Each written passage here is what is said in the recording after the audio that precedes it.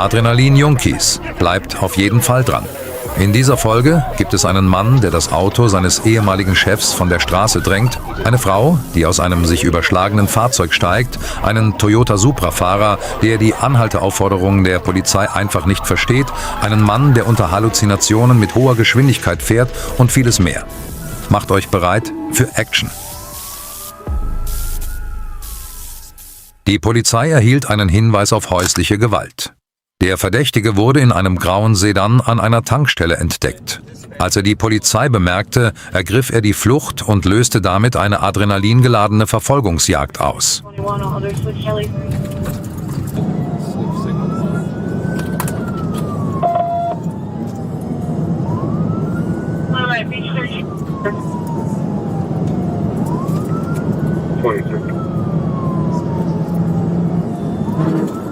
Southbound 95. Tell me after the way station. Copy.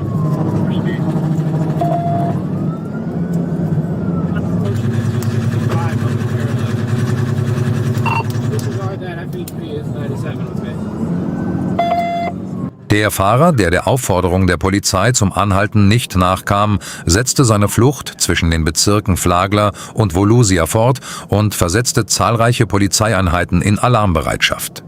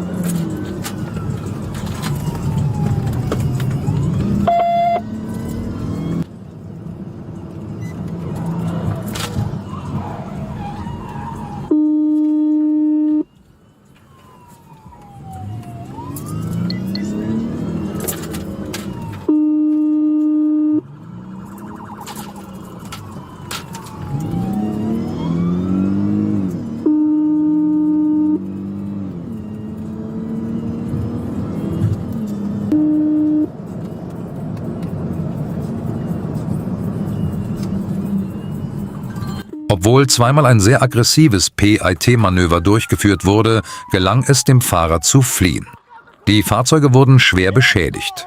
Nach einer Weile erkannte der Fahrer, dass er nicht weiter fliehen konnte, hielt sein Fahrzeug am Straßenrand an und ergab sich. Einsatzkräfte in Schutzwesten nahmen den Fahrer fest und brachten ihn in Gewahrsam.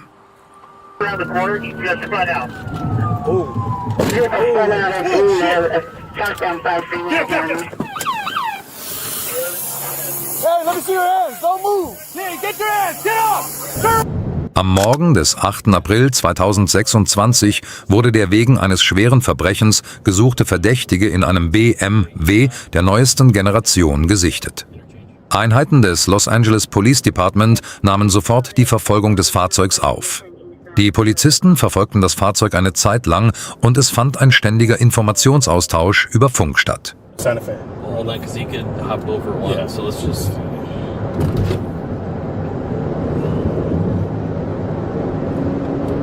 You want to wait for airship, or you want to just... We got like three units with Let's ask for ETA of the airship. us. 2029, is there an ETA for the airship?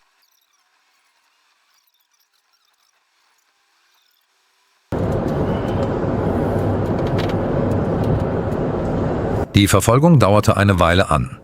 Der BMW-Fahrer bog plötzlich von der Autobahnausfahrt ab, während sich ein LKW neben dem Polizeifahrzeug befand. Er glaubte, die Polizei auf diese Weise abschütteln zu können, doch es kam zu einer heftigen Verfolgungsjagd. From Indiana, black BMW two-door.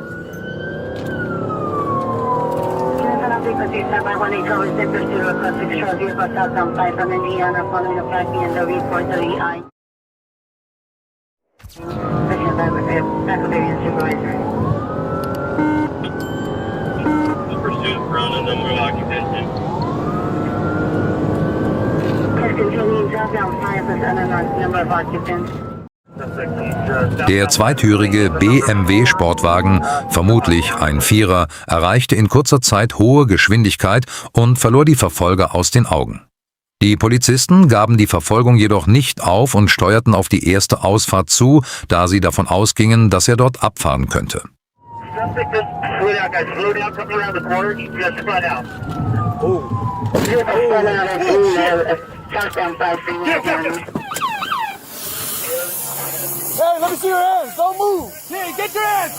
Ein BMW, der plötzlich in falscher Fahrtrichtung auf die Polizei zuraste, und ein Polizeifahrzeug stießen heftig zusammen. Die Airbags des BMW lösten aus und das Fahrzeug kam auf einem Randstreifen zum Stehen. Der Verdächtige, der aus dem Fahrzeug stieg, sollte den Polizisten weiterhin Probleme bereiten.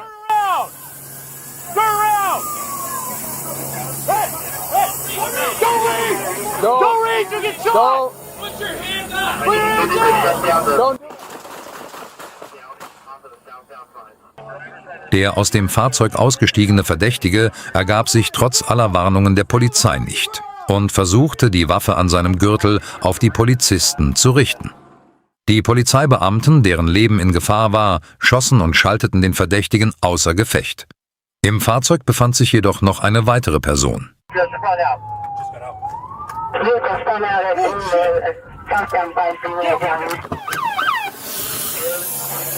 let me see your hands. Don't move.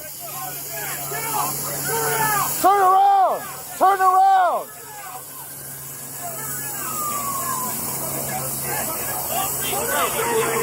Don't do it. Der andere Insasse des Fahrzeugs ergab sich den Polizeikräften ohne Widerstand.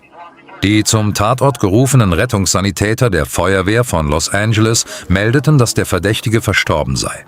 2 bei dem Zusammenstoß verletzte Polizeibeamte wurden zur Behandlung ins Krankenhaus gebracht, während bei den Untersuchungen am Tatort eine 9 mm Glock-Pistole mit 17 Schuss Kapazität, die Jaime in der Hand hielt, sowie ein geladener .357 Magnum Astra Revolver, der im BMW versteckt war, sichergestellt wurden. Am 6. Januar 2026 bemerkte die kalifornische Autobahnpolizei, die im Los Angeles County im Einsatz war, dass ein neuer weißer Toyota Supra einen unzulässigen Spurwechsel vollführte. Das sportliche Design und die Beliebtheit des Fahrzeugs zogen ohnehin schon die Aufmerksamkeit anderer Verkehrsteilnehmer auf sich. Der Polizeibeamte schaltete die Sirenen ein und forderte den Sportwagen auf, anzuhalten. Keep going. We're gonna exit. Go, go, go, go, go, go, go, go, go, go, go, go, go, go, go, go, go, go. Go, go, go, go, go, go, go, go, go. We're gonna exit Del Mar. We're gonna exit.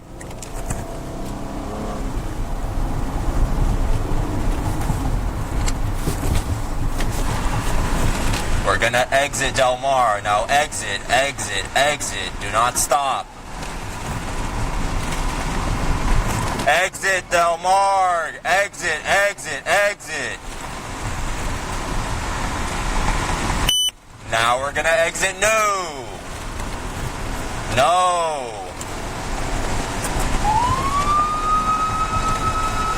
Als der Fahrer die Polizeisirenen hörte, versuchte er, auf dem Standstreifen anzuhalten.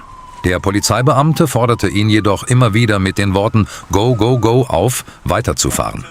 Diese Situation könnte beim Fahrer für einige Verwirrung gesorgt haben. Exit, exit. Exit, exit, exit. Supra, exit.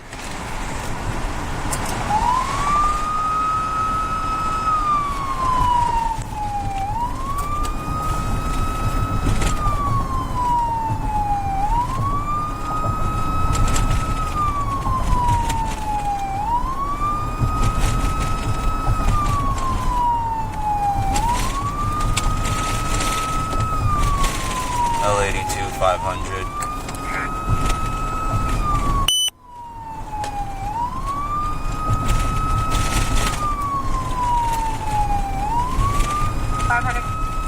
L82 500. We're gonna have a slow to yield. We're gonna go 10 westbound, about to pass Garfield. It's gonna be a white Supra. Might be a language barrier. I'm not too sure. Copy that. Loading yield, possibly a language barrier. You're westbound 10 in Garfield. LA 2500. It's me, template,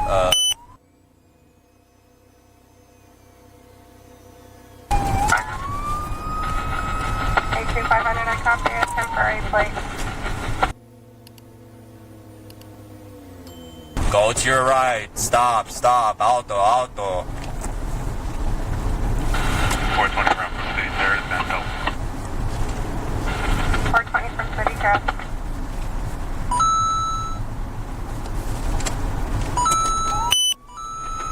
$82,500, the 20 to 8 on the temporary plate. Der Supra, den wir aus Rennspielen und Autofilmen immer im Vollgas sehen, fuhr diesmal ruhig vor der Polizei her. Die meisten Menschen denken, dass dieses Auto jeden Moment Vollgas geben und driftend zwischen den anderen Fahrzeugen hindurchfahren würde. Doch diese ruhige Verfolgungsjagd dauerte 11 Kilometer lang an. Dass der Polizeibeamte wie ein Rapper immer wieder dasselbe wiederholte, sorgte in den sozialen Medien für Aufsehen.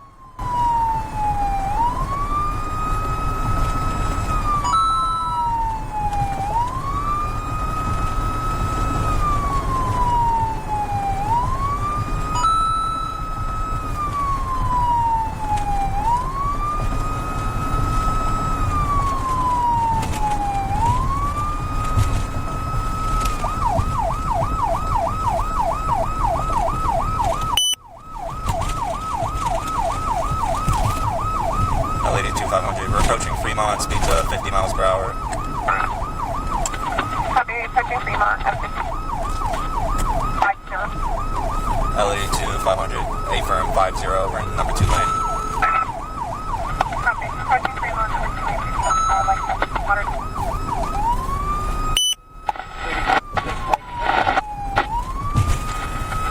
Where are you? 10-4.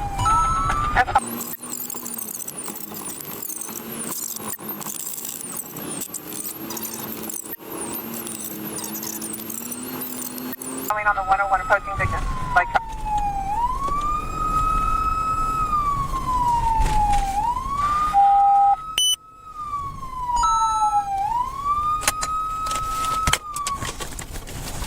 And only on the yellow, Sheriff's there, 21, we're going on. All over. Stop. Sheriff 21 overhead now.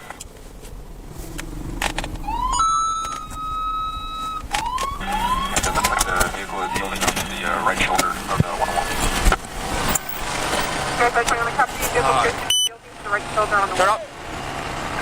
Sheriff 21 is it going to be at? Got it. Hands up. Face away. 3 steps to your left. Copy. You want to take it? 101, Face that way. Take 5 steps to your left. Keep going. Keep going. Copy, back cycling vehicle. Back up, stop. Go to the sound of my voice. Look that way. With your right hand, lift up your shirt. Turn around, slowly. Full 360.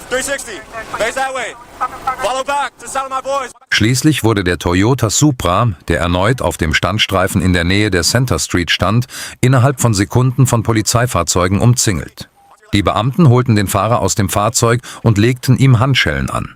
Der Fahrer, der nach seiner Festnahme verhört wurde, gab gegenüber den Polizeikräften eine tragikomische Verteidigung ab. Er behauptete, er habe geglaubt, die hinter ihm fahrenden Polizisten wollten ihn nicht anhalten und er habe die englischen Befehle aus dem Megafon völlig falsch verstanden. Der Fahrer, der zur CHIP-Dienststelle in East Los Angeles gebracht wurde, wurde aufgrund der geltenden Aufnahmeverfahren im Gefängnis des Los Angeles Sheriff Department nicht in Untersuchungshaft genommen, sondern nach einer strafrechtlichen Verfolgung wegen Flucht vor der Polizei bis zum Gerichtstermin auf freien Fuß gesetzt. Glauben Sie, dass der Fahrer unschuldig ist? Könnte es sich wirklich um ein Missverständnis handeln? Back to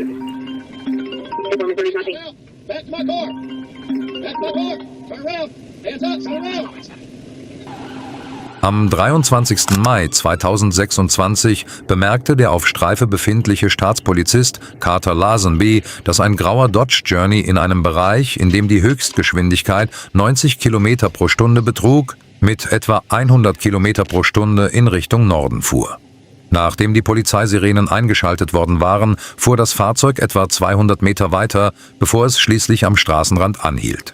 Ward, der angab, seinen Führerschein nicht finden zu können und nach seinen Versicherungsunterlagen suchte, machte Anstalten, aus dem Fahrzeug auszusteigen. Officer Lazenby forderte ihn auf, seine Tasche vom Beifahrersitz zu holen, um seinen Führerschein zu finden. Doch genau in diesem Moment stieg Ward wieder ins Auto, starrte den Polizisten unverwandt an, streckte die Hand nach der Mittelkonsole aus und drehte plötzlich den Zündschlüssel, um den Motor zu starten. Obwohl Officer Lazenby versuchte, ihren Arm zu packen, um sie am Schalten zu hindern, gab Ward Vollgas, riss sich aus dem Griff des Beamten los und floh mit hoher Geschwindigkeit vom Tatort.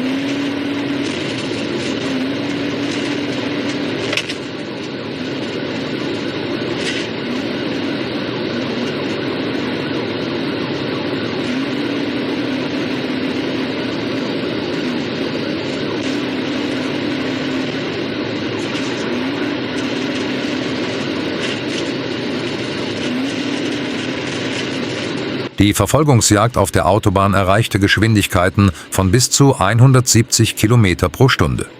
Der Polizeibeamte folgte dem Fahrzeug dicht auf den Fersen.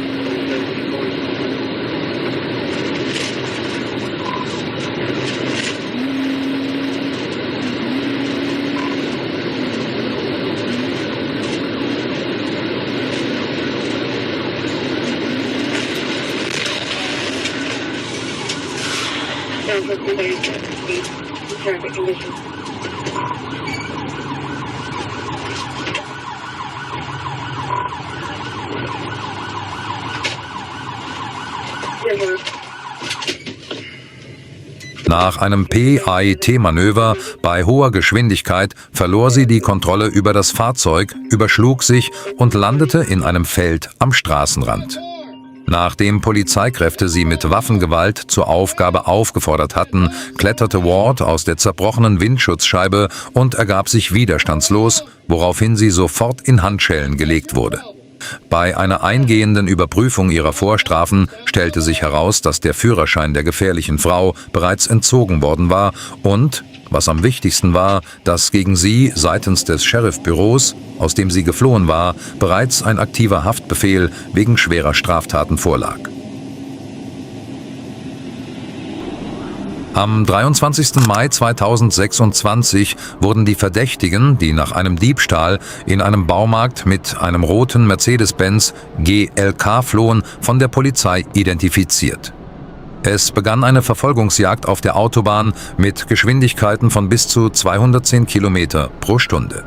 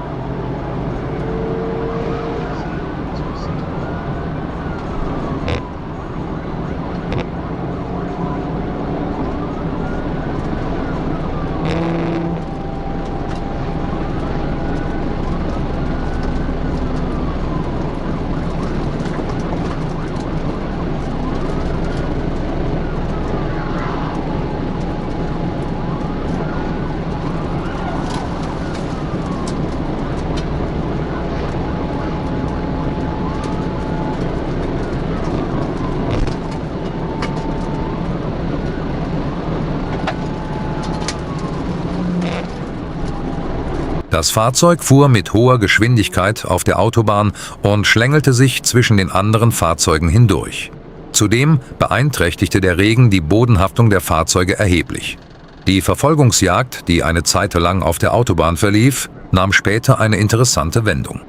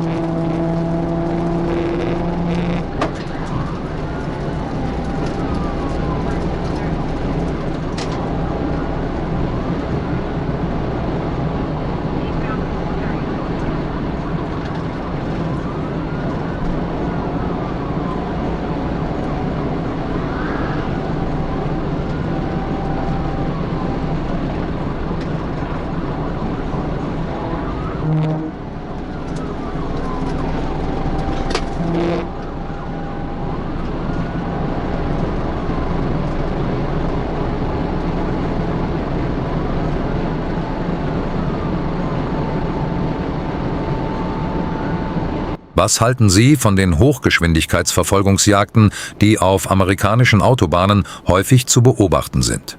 Warum gibt es so viele Verfolgungsjagden, obwohl die Vorschriften sehr streng sind? Was würden Sie empfinden, wenn Sie ruhig auf der Autobahn fahren würden und ein solcher Verdächtiger und ein Polizeibeamter an Ihnen vorbeirasen und Sie sogar in einen Unfall verwickeln würden?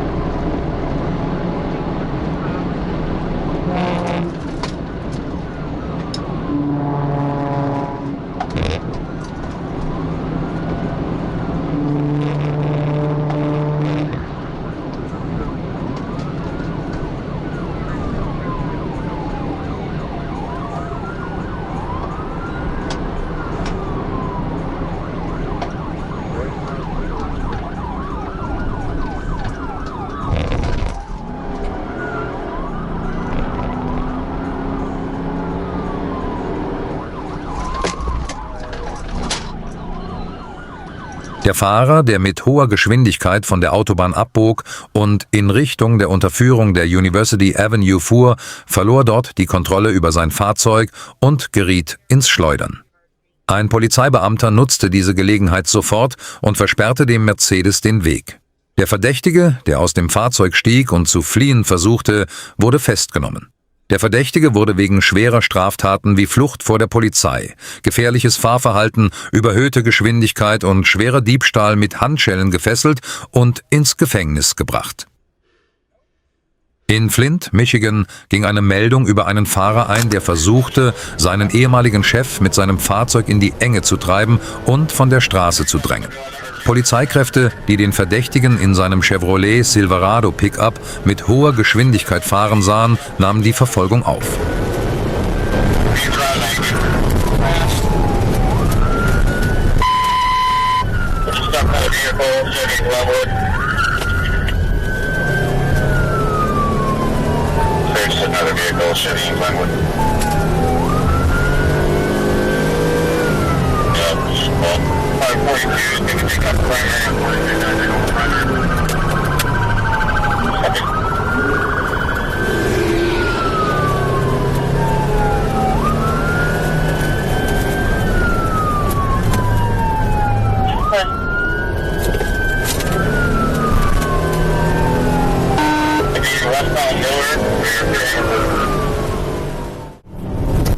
Der Pickup erreichte eine Geschwindigkeit von 160 Kilometer pro Stunde und verschwand aus dem Blickfeld. Doch eine Stunde später nahmen andere Polizeieinheiten die Verfolgung des Pickups wieder auf. In den Straßen der Stadt kam es zu einer Verfolgungsjagd, die einem Kinofilm in nichts nachstand.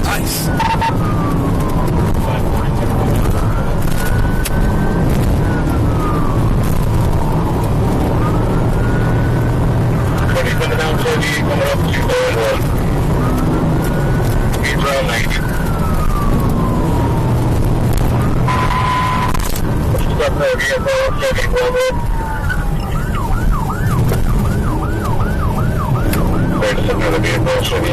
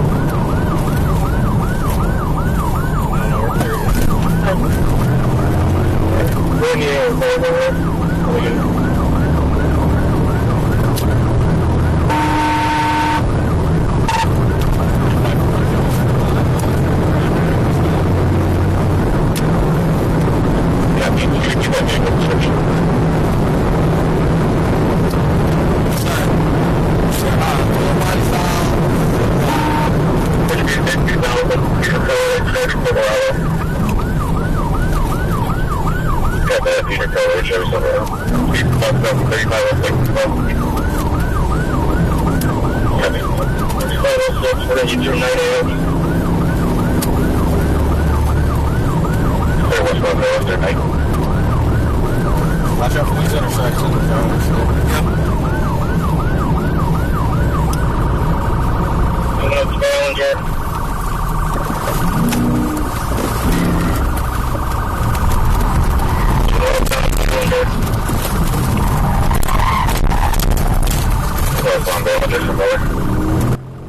Als der Pickup wieder in das Sichtfeld der Polizei geriet, verfolgte ein Polizeibeamter das Fahrzeug so nah wie möglich. Wie angespannt der auf dem Beifahrersitz sitzende Polizeibeamte während der Verfolgung war, zeigte sich auf den Innenraumkameras.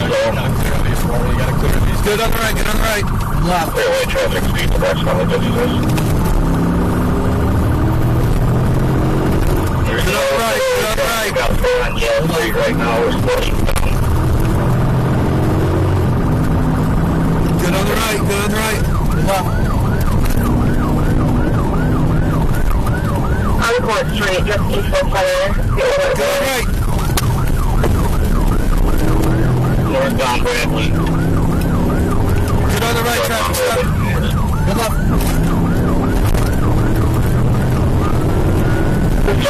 Get on the right. Left forward. Get on the right. Northbound Brown on Bradley. Northbound Bradley, Turbo.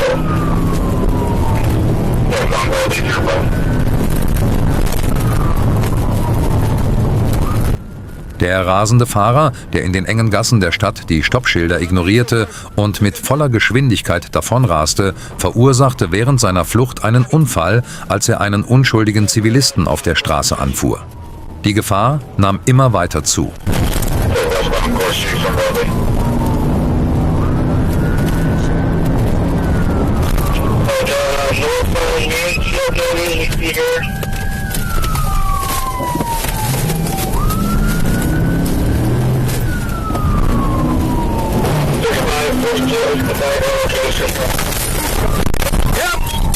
Der verfolgende Polizeibeamte brachte den riesigen Kleintransporter mit einem makellosen PIT-Manöver zum Stehen, das von den Kameras in Echtzeit festgehalten wurde.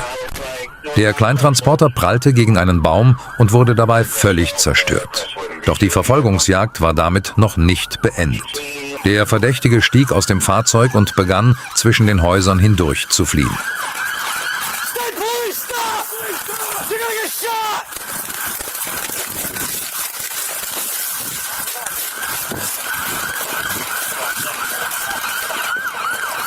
Right there, right there! Get police! Shout your hands! You're gonna get shot! Stop! Stop running!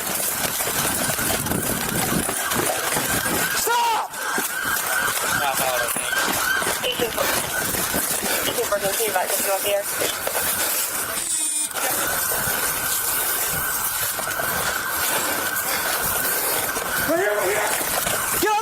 Nach einer atemberaubenden Verfolgungsjagd, die von den Dashcams und Bodycams der Polizei Sekunde für Sekunde aufgezeichnet wurde, drängten die hinter ihm herlaufenden, mit Schutzwesten ausgestatteten Staatspolizisten den Verdächtigen in eine Ecke und drückten ihn zu Boden. Es wurde bekannt gegeben, dass es sich bei dem mit Handschellen gefesselten und damit unschädlich gemachten Verdächtigen um Eddie Simmons handelte. Simmons, der wegen Gewalttaten gegen seinen ehemaligen Arbeitgeber, zweimaliger Flucht vor der Polizei im Rahmen schwerer Straftaten, Sachbeschädigung und Gefährdung des Straßenverkehrs festgenommen wurde, wurde in das Gefängnis von Genesee County gebracht.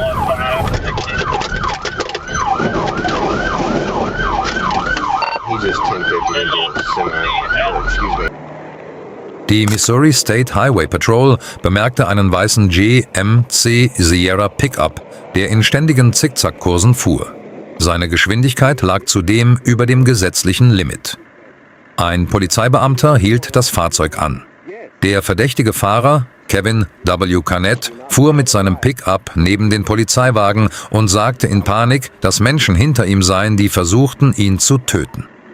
Während die Polizei versuchte, den Fahrer zu beruhigen, trat dieser aufs Gaspedal und begann zu fliehen.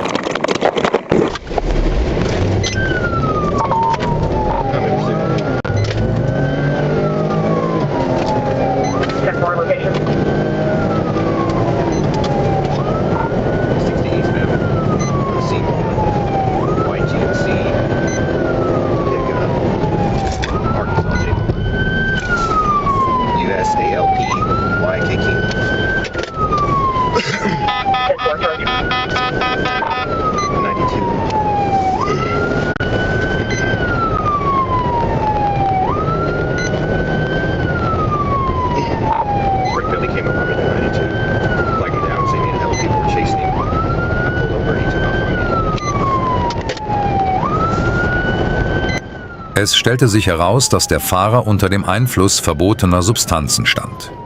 Wahrscheinlich hatte er Halluzinationen und glaubte, von jemandem verfolgt zu werden. Dass sich eine solche Person im Straßenverkehr befand, stellte eine ernsthafte Gefahr für die Zivilbevölkerung dar.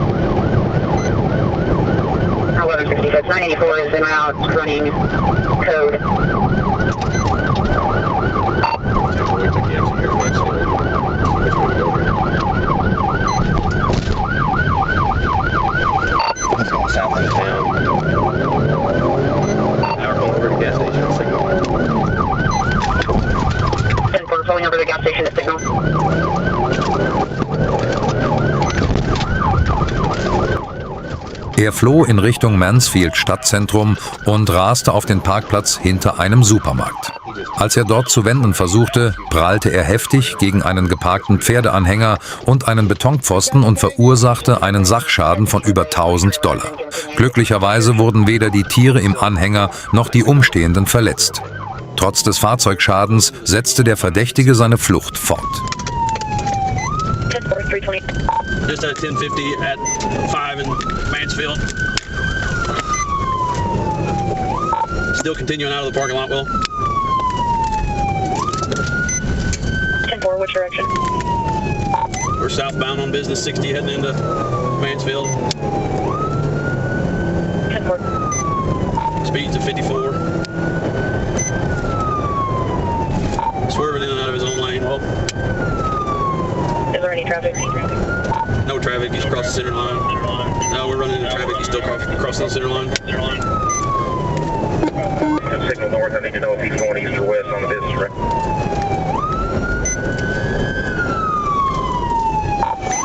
Just turn east on the A highway. Okay, I'm gonna run out to Quarry Road and see if I can spike him out there.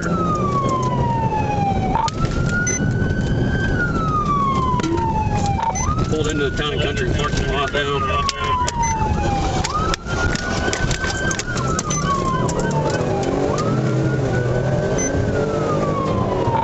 Just turn north onto Business 60, heading back towards 60.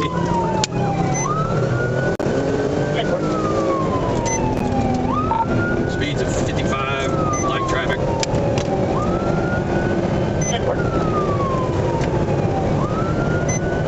Still northbound on Business 60, coming up on 60 now.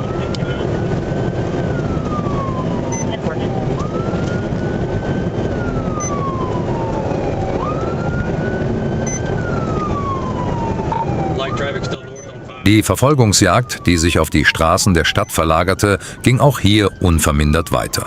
Eine blaue Kiste, die während des Zusammenstoßes aus der Ladefläche des Pickups ragte, baumelte während der gesamten Flucht an der Seite des Fahrzeugs hin und her. Die Kiste könnte den Lack des Pickups leicht beschädigt haben.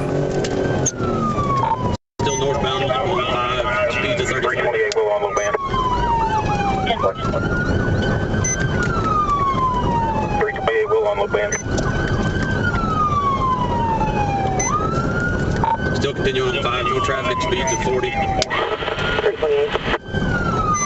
There's 3 cars in this pursuit, 2 stay, 1 Mansfield.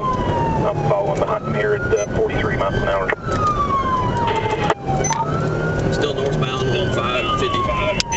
328, your traffic is broken. Speeds 50 miles an hour, no traffic on 5, still going northbound.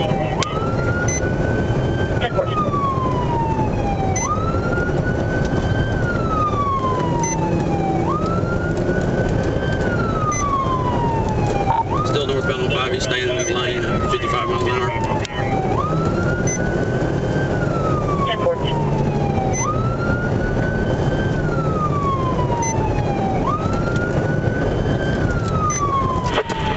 We copied your traffic and logged it. Still northbound on 5, light traffic, speed 50 miles an hour.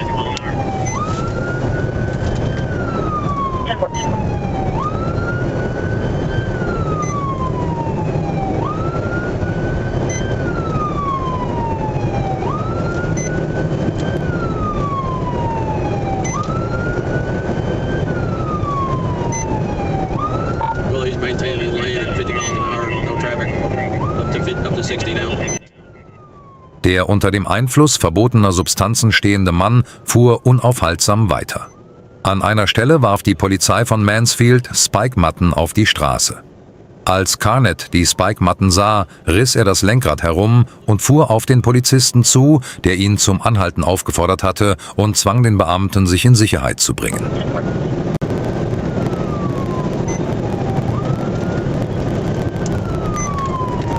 Still northbound on 5, speeds of 65.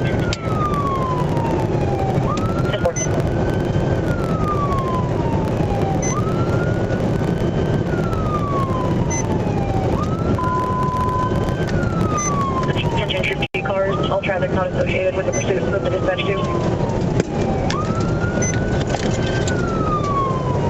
Well, we're still northbound on 5 at 75. He just left the shovel out of the back of the truck. Coming up on 8B now. Speeds back up to 95. Northbound on 5, just north of AB. Just crossed the center line. Wright County, see if they've got a deputy in Hartville or a Hartville officer on. Still northbound at 81. Cross center line again on a curve.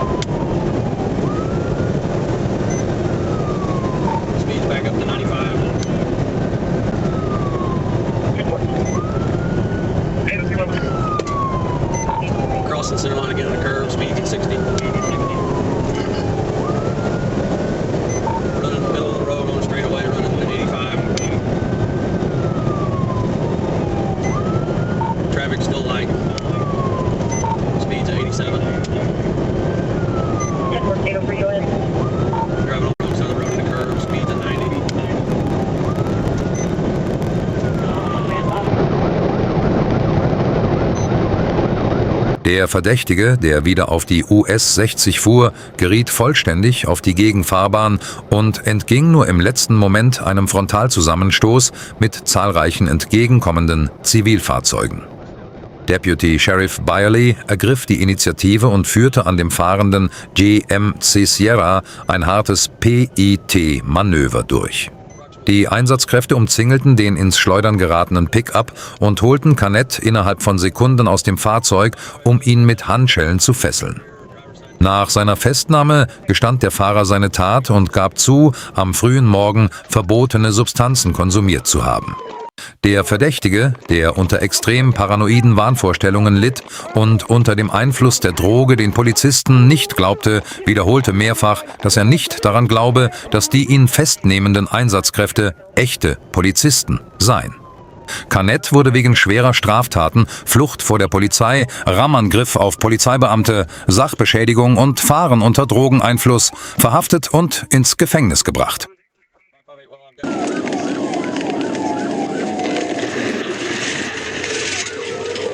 Die Polizei, die mit einem Radargerät feststellte, dass das Fahrzeug in einem Bereich mit einer Geschwindigkeitsbegrenzung von 90 km pro Stunde eine Geschwindigkeit von 138 km pro Stunde erreichte, wollte das Fahrzeug anhalten. Die Fahrerin, die zunächst ganz normal auf dem rechten Seitenstreifen anhielt, war eine Frau und betrunken. Die Frau zögerte nur kurz, gab dann Gas, ohne der Polizistin die Gelegenheit zu geben, aus dem Fahrzeug auszusteigen und löste damit offiziell eine Verfolgungsjagd aus.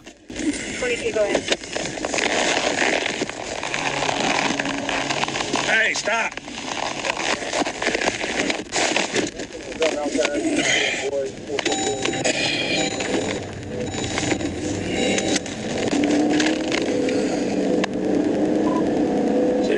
Give me the nudge.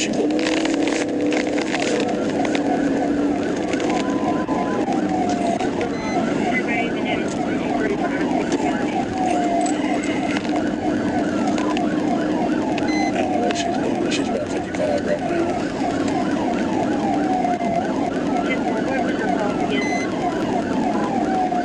Kind of up on Bannister.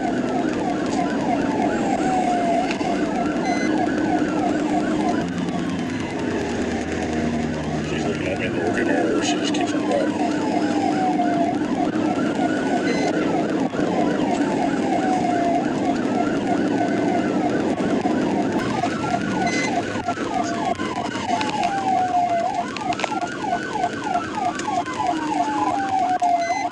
Die Verfolgungsjagd erreichte keine hohen Geschwindigkeiten und stellte für andere Verkehrsteilnehmer kein ernsthaftes Risiko dar. Dass die Fahrerin betrunken war, war jedoch an den leeren Flaschen auf Handhöhe im Fahrzeuginneren deutlich zu erkennen.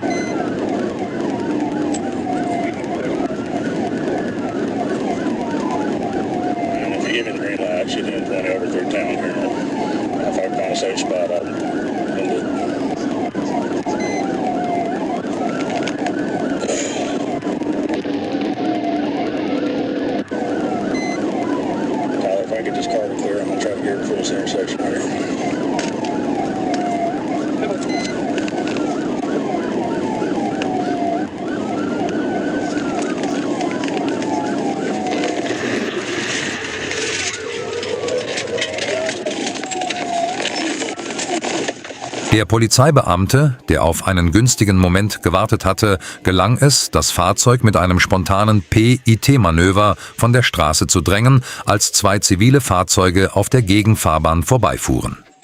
Die Fahrerin, die aus dem Fahrzeug geholt und auf den Boden gedrückt wurde, leistete zwar physischen Widerstand, indem sie ihre Arme unter ihrem Körper versteckte, wurde jedoch kurz darauf mit Handschellen gefesselt und unschädlich gemacht. Auf die Frage des Beamten hin gab Breeding zu, Alkohol getrunken zu haben. Auf die Frage, warum sie geflohen sei, antwortete sie auf tragikomische Weise: Ich wollte keinen Ärger bekommen. Die hartnäckige Fahrerin, die ins Gefängnis von Faulkner County gebracht wurde und sich weigerte, in das Alkoholmessgerät zu pusten, fiel auch beim Nystagmus-Augentest völlig durch und wurde wegen schwerer Straftaten hinter Gitter gebracht.